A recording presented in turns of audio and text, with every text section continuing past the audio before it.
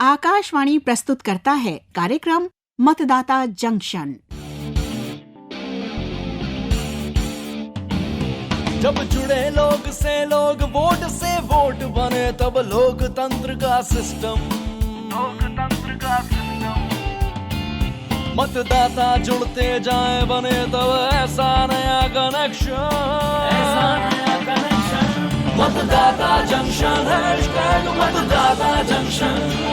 मतदाता junction, hashtag मतदाता junction. Vote करो भाई, वोट करो, वोट करो भाई, वोट करो, अधिकार का उपयोग करो, अधिकार का उपयोग करो। ईवीएम पर बटन दबाकर, ईवीएम पर बटन दबाकर सही प्रतिनिधि का चयन करो, सही प्रतिनिधि का चयन करो। मेरा नाम सुची है और मैं अंबेडकर यूनिवर्सिटी से मास्टर्स कर रही हूँ। मैंने आज से पहले कभी वोट नहीं दिया और मैं पहली बार ईवीएम मशीन पर वोट देने के लिए बहुत एक्साइटेड हूँ। मेरा नाम रोहित है। मैं काफ़ी टाइम वोट दे चुका हूँ और अभी मुझे नोटा दबाना था। मैं गया वोट देने, ईवीएम पे वो नोटा मिल गया, मैंने दबा दिया। मेरा नाम फरहत खान है। मैं जब भी ईवीएम से वोट देती हूँ तो मैं ये इंश्योर कर लेती हूँ कि वीवीपैट पर जिसे मैंने वोट दिया है क्या उसी को पहुँचा है। मेरा नाम विकास अग्रवाल है। मैं मध्य प्रदेश के शिवपुरी विधानसभा क्षेत्र से हूँ। अभी मेरे मध्य प्रदेश में इलेक्शन हुए थे जिस पर मैंने अपना मतदान दिया है। ईवीएम मशीन पर मेरा एक्सपीरियंस ये रहा कि मैंने वीवीपैट पे जो मैंने जिसको मतदान दिया है वो मैं देख पाया उसमें। नमस्कार साथियों, मेरा नाम ईवीएम यानी इलेक्ट्रॉनिक वोटिंग मशीन। आज मैं आई हूँ कार्यक्रम मतदाता जंक्शन में और इस बार बात होगी ऑफ कोर्स मेरी यानी ईवीएम की। मैं ईवीएम आपको बताती हूँ कि चुनावी प्रक्रिया मेरे ही माध्यम से होती है। मैं ही मतदाताओं के लिए उनके पसंदीदा उम्मीदवार को चुनने का माध्यम बनती हूँ और वोट काउंटिंग मेरे ही जरिए होती है। आज मैं आपको अपने पूरे परिवार से मिलवाऊंगी जिसमें हम 4 सदस्य हैं। आप एक सदस्य यानी वीवीपैट को जानते ही हैं। वीवीपैट यानी voter verifiable paper audit trail. मैं चाहती हूं कि हर मतदाता और आने वाले मतदाताओं को ईवीएम से जुड़ी हर जानकारी हो, क्योंकि मतदाता जंक्शन का यही तो उद्देश्य है, हमारे वोटर्स स्मार्ट वोटर्स बने। इसीलिए मैं आज प्रोफेसर जयदीप के घर लेकर चल रही हूँ, जिनके पास मेरे यानी ईवीएम को लेकर ज्ञान का भंडार है। Good morning, how are you? I think you're late for the lecture, sir. Oh, well, I'm okay. Good morning sir. Good morning, Anand, right? हाँ सर, आपने पहचाना? हाँ, पहचान लिया। बिल्कुल पहचानता हूँ। तुम वही लड़के हो ना जो मतदान करने से मना कर रहा था? फिर मेरे समझाने पर आज सबको मतदान के लिए जागरूक कर रहे हो? Yes sir. जागरूकता अभियान बहुत रफ्तार पकड़ रहा है, लेकिन सर इस अभियान में कई बार लोग ईवीएम को लेकर ऐसे प्रश्न उठा देते हैं जिनका जवाब देने में मैं तो असमर्थ हो जाता हूँ। अच्छा, किस तरह के सवाल Anand? I mean what questions? हाँ सर, जैसे लोग कहते हैं कि वे ईवीएम पर बटन दबाकर तो आते हैं, लेकिन उसके बाद क्या होता है क्या नहीं वे कैसे विश्वास करें। वे इंटरनेट पर ईवीएम से छेड़छाड़ के बारे में भी पूछते हैं। Should we worry about that? ओ आनंद, पहली बात तो बड़ी सीधी है जी भाई। ईवीएम किसी वायर वगैरह या इंटरनेट, वाईफाई या किसी ब्लूटूथ डिवाइस से नहीं जुड़ा होता, नहीं जुड़ सकता है। अब जब कोई भी एक्सटर्नल यानी कि बाहरी डिवाइस या नेटवर्क से आप ईवीएम को कनेक्ट ही नहीं कर सकते तो भला छेड़छाड़ कैसी होगी? ओके। वह पूरी तरह से छेड़छाड़ मुक्त होती है। हैकवैक जैसी कोई चिंता ही नहीं है। Nothing to worry actually. अच्छा सर, ये बात तो ठीक है, पर अगर मतदाता ये सुनिश्चित करना चाहे तो? देखो आनंद, he can very well do it. Let me tell you, 1982 1982 में ईवीएम का इस्तेमाल शुरू हुआ था ओके और तब से कई लोग इस पर सवाल कर रहे थे। ओके फिर धीरे धीरे इस पर ज्यादा काम होने लगा और 2011 में पहली बार ईवीएम के साथ वीवीपैट यानी voter verifiable paper audit trail को पेश किया गया। हाँ हाँ सर, वीवीपैट, हाँ ये तो हम सब ने सुना है, लेकिन ये करता क्या है सर? ये सब हमने निर्वाचन आयोग के अधिकारियों से सुना है और आप भी सुनिए आनंद। नमस्कार, मैं ईशा खोसला, दक्षिणी पूर्व दिल्ली की जिला निर्वाचन अधिकारी। आज आप सभी के समक्ष ईवीएम और वीवीपैट के सिक्योरिटी फीचर्स के बारे में कुछ बताना चाहूँगी। देखिए, ईवीएम का सबसे महत्वपूर्ण उपकरण है कंट्रोल यूनिट। इसी में वोटों की गिनती जमा होती है। इसी से वोटों की गिनती चुटकियों में की जाती है और कंट्रोल यूनिट से ही ईवीएम चालू होता है।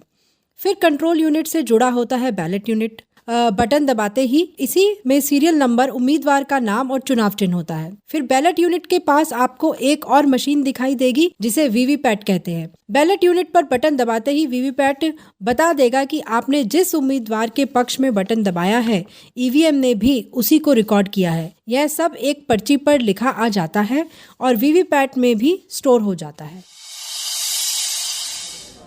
अच्छा सर, हाँ बोलो। ये एक बैलेट में कितने उम्मीदवारों के नाम आ जाते होंगे? बैलेट यूनिट में नोटा सहित कुल 16 नामों के लिए जगह होती है, 16। ओके। लेकिन सर, वीवीपैट वाली पर्ची हमें तो नहीं दी जाती। नहीं आनंद, वो आपको नहीं दी जाती। वो पर्ची वीवीपैट में ही जमा हो जाती है, समझे आप? जी सर। अगर कोई उम्मीदवार वोट्स की गिनती पर सवाल उठा दे तो वो आवेदन कर वोटों का मिलान उन पर्चियों से करवा सकता है, लेकिन उस उम्मीदवार की चिंताएं सही होनी चाहिए। ऐसे मामले में हर वोट का मिलान उस पर्ची से हो सकता है और पर्ची के माध्यम से वोटों की गिनती भी की जा सकती है। अरे वाह sir, election commission of India ने तो वाकई काफी तैयारी कर रखी है। एब्सोल्युटली। लेकिन सर, अब मान लीजिए कि मतदान के समय ईवीएम काम ही ना करे तो क्या होगा? वेल आनंद, ऐसा होना मुमकिन ही नहीं है आनंद। But why sir? मतदान से ठीक 1 घंटा पहले इसको लेकर जांच होती है आनंद। Okay sir. भारत निर्वाचन आयोग के अधिकारी और उम्मीदवारों या उनके एजेंट्स की प्रेजेंस में मॉक पोल का एक पूरा प्रोसेस किया जाता है, समझे आप आनंद? Yes sir. चलो मैं तुम्हें एक ऐसे व्यक्ति से मिलवाता हूं जो तुम्हें मॉक पोल का प्रोसेस पूरी तरह से बताएंगे। मेरा नाम संतोष कुमारी है। पिछले लोकसभा चुनाव में मैंने बतौर प्रिजाइडिंग ऑफिसर की ड्यूटी दी है। मॉक पोल कराते समय हमें प्रिजाइडिंग ऑफिसर, पोलिंग ऑफिसर और विभिन्न पार्टी के एजेंट की उपस्थिति अनिवार्य है। सर्वप्रथम हमें चुनाव आयोग से मिली तीनों मशीनों control unit, ballot unit and VVPAT को हम सेट कर देते हैं। जब हम मशीन स्टार्ट करते हैं तो वीवीपैट में से 7 स्लिप्स अपने आप बाहर आती हैं, जिन पर लिखा होता है नॉट टू बी काउंट, जिसका अर्थ है इन्हें मॉक पोल में जोड़ा नहीं जाएगा। फिर हम कंट्रोल यूनिट का क्लियर बटन प्रेस करते हैं, जिसका अर्थ है कि अगर उसमें पहले से वोट डले होंगे तो वह क्लियर हो जाएगा। फिर हम कंट्रोल यूनिट में ही रिजल्ट बटन को प्रेस करते हैं और कंट्रोल यूनिट की स्क्रीन पर रिजल्ट देखते हैं। क्योंकि हमने पहले ही क्लियर बटन दबाया है, अतः रिजल्ट 0 ही आएगा। अब हम मॉक पोल पार्टी एजेंट के द्वारा करवाएंगे। इसमें हम कंट्रोल यूनिट के बटन को प्रेस करेंगे।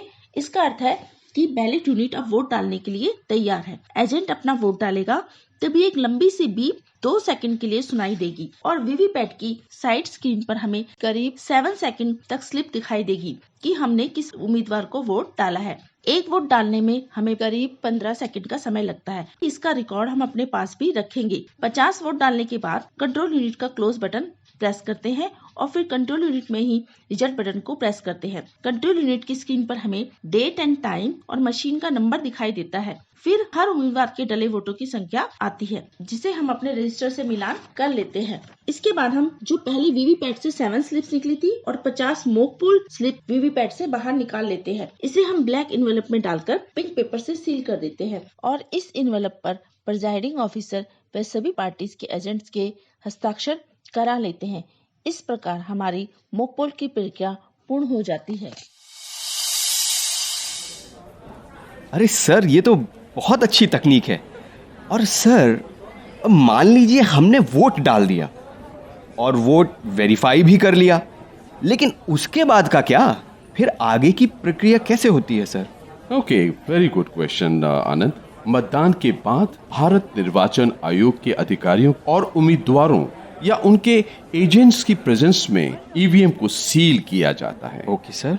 और ईवीएम के सील होने के बाद उसे भारत निर्वाचन आयोग के अधिकारियों और उम्मीदवारों या उनके एजेंट्स की देखरेख में स्ट्रांग रूम में सुरक्षित रख दिया जाता है। अरे वाह सर। आनंद, कुल मिलाकर ईवीएम की मदद से हमारे देश के चुनाव स्वतंत्र, निष्पक्ष और पारदर्शी रूप से हो रहे हैं। Right sir, I got it. तो दोस्तों, मैं ईवीएम एक बार फिर आपके सामने। उम्मीद कर रही हूं कि प्रोफेसर जयदीप ने जो जो ईवीएम के बारे में बताया वो सब आपको समझ आया होगा। अब इतनी ज्ञान की बातें सुनने के बाद समय आ गया है आपके ज्ञान को परखने का। सुनिए आज का सवाल। आज का सवाल है, ईवीएम में एक बैलेट यूनिट पर नोटा सहित कितने उम्मीदवारों के नाम दर्ज हो सकते हैं? सवाल एक बार फिर, ईवीएम में एक बैलेट यूनिट पर नोटा सहित कितने उम्मीदवारों के नाम दर्ज हो सकते हैं? अपना जवाब हमें हमारे व्हाट्सएप नंबर पर भेजें, जो है 9999031950, यानी 9999031950। और चलते चलते एक और बात। दोस्तों, पिछले एपिसोड के विजेता का नाम है पीवी शोभालता, आंध्र प्रदेश, और सही जवाब है ब्रेल लिपि। आपको बहुत बहुत बधाई। भारत निर्वाचन आयोग की ओर से विजेता के प्रमाण पत्र और पुरस्कार उनके बताए गए पते पर प्रेषित किया जाएगा। और अब वक्त है आज के इंटरेस्टिंग फैक्ट का। नन ऑफ द अबव यानी नोटा का ऑप्शन ईवीएम और बैलेट पेपर पर माननीय सुप्रीम कोर्ट के 2013 के निर्देशानुसार भारत के निर्वाचन आयोग द्वारा 2014 के आम चुनाव में मतदाताओं को पहली बार दिया गया था। है ना ये इंटरेस्टिंग? भारत में ईवीएम को लेकर सुप्रीम कोर्ट में कई याचिकाएं दाखिल हुई थी और मांग की गई थी कि पहले की तरह बैलेट पेपर से वोटिंग की जाए, लेकिन शीर्ष अदालत ने इन याचिकाओं को खारिज कर दिया क्योंकि ईवीएम एक सफल प्रणाली है। मैं साइना नेहवाल बोल रही हूँ। एक बैडमिंटन प्लेयर होने के साथ साथ मैं एक जागरूक मतदाता भी हूँ। मैं हमेशा वोट करती हूँ और ईवीएम यानी इलेक्ट्रॉनिक वोटिंग मशीन ने तो वोटिंग प्रोसेस को इतना इजी एंड ट्रांसपेरेंट बनाया है कि वोटिंग का सारा प्रोसेस बहुत स्मूथ एंड फास्ट हो गया है। तो आप सभी से यही रिक्वेस्ट है कि वोट जरूर दें। चलिए, अब जब भी आप वोट देने जाएंगे तो ईवीएम यानी मेरे परिवार से मुलाकात होगी ही। इसी तरह जागरूक बने और दूसरों को जागरूक बनाएं। साथ ही सुनना ना भूलें मतदाता जंक्शन। नमस्कार। वोट करो भाई, वोट करो, वोट करो भाई, वोट करो, अधिकार का उपयोग करो, अधिकार का उपयोग करो, ईवीएम पर बटन दबाकर, ईवीएम पर बटन दबाकर सही प्रतिनिधि का चयन करो, सही प्रतिनिधि का चयन करो। लोकतंत्र के इस मेले में, लोकतंत्र के इस मेले में वोट करो भाई, वोट करो, वोट करो भाई, वोट करो। जब जुड़े लोग से लोग, वोट से वोट बने, तब लोकतंत्र का सिस्टम, मतदाता जुड़ते जाए बने तब ऐसा नया कनेक्शन, मतदाता जंक्शन, हैशटैग मतदाता जंक्शन, मतदाता जंक्शन, हैशटैग मतदाता जंक्शन। अभी आप सुन रहे थे कार्यक्रम मतदाता जंक्शन। अगले सप्ताह इसी दिन इसी समय मिलेंगे। तब तक जुड़े रहिए आकाशवाणी के साथ।